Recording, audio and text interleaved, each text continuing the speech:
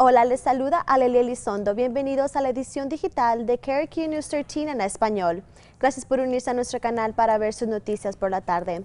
Con la inflación subiendo todo de precio, la gente está buscando formas de ganar unos dólares adicionales. Esto tiene los negocios de casas de empeño prosperando. We hear a lot, the gas is killing me, inflation, all that's killing me, so I understand how it goes.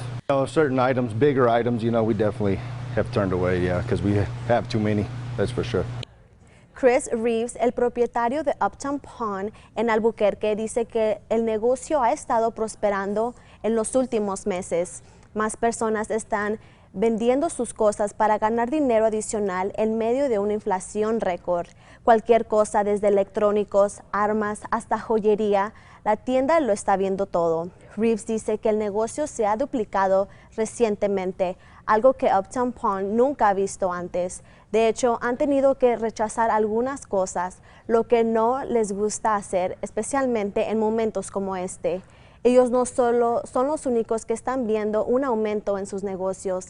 Kelly Huslander, la propietaria de Tu Otro Armario en Eubank, ha visto más muebles, decoraciones de hogar y ropa entrando por sus puertas sin parar durante los últimos meses.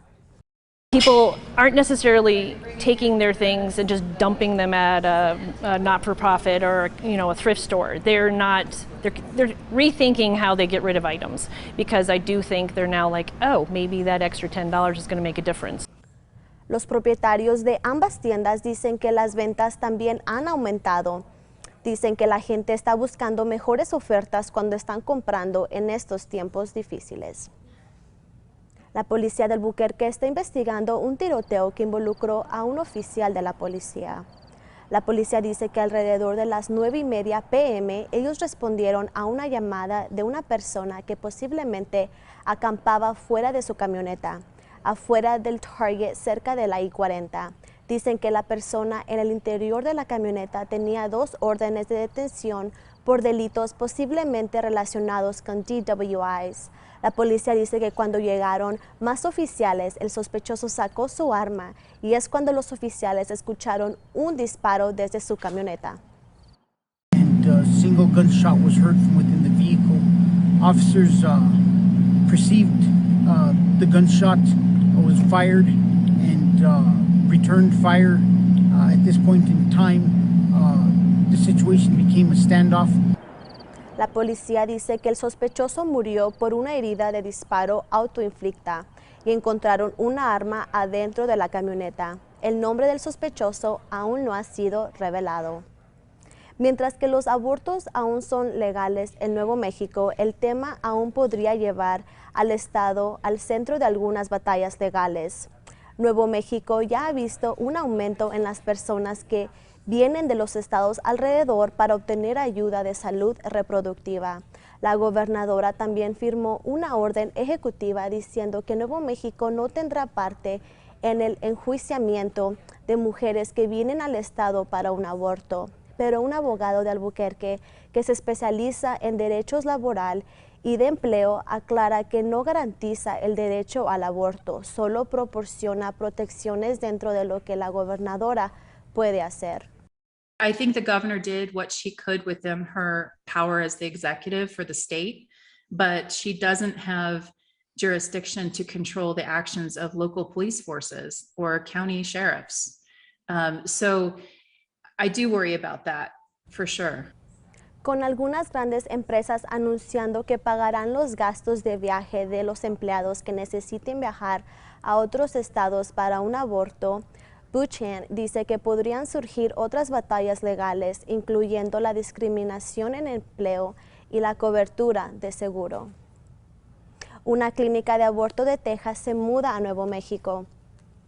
Whole Woman's Health, un proveedor de aborto independiente, anunció que están empacando sus 4 clínicas en Texas y se mudarán aquí para apoyar a los tejanos y otros que enfrenten y viven en un estado donde no apoyan los abortos. El personal de la clínica dice que están buscando un lugar en una ciudad fronteriza para brindar abortos en el primer y segundo trimestre. La organización anteriormente tenía una clínica en Las Cruces, pero cerró en el 2017.